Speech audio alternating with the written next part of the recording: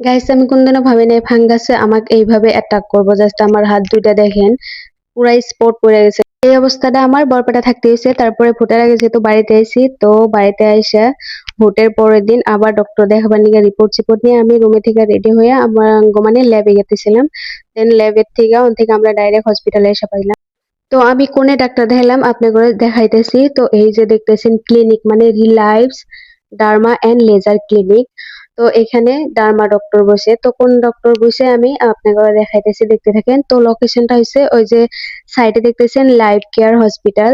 তো life care হসপিটালের বুগলে রিলাইভস laser clinic.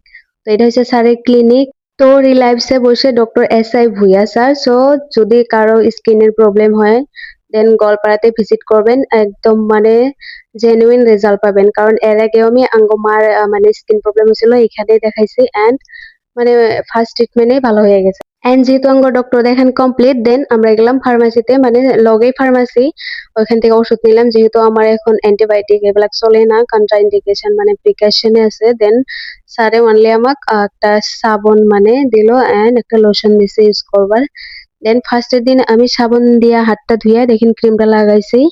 Just আপনারা মানে ডে বাই ডে রেজাল্টটা দেখেন। তো কেরা কোন জায়গা থেকে ভিডিওটা দেখলেন কমেন্ট করে জানাবেন। এন্ড যারা যারা ফলো করেন নাই ফলো করবেন, লাইক করবেন, কমেন্ট করবেন, শেয়ারও করবেন। হ্যাঁ, so thank you for watching.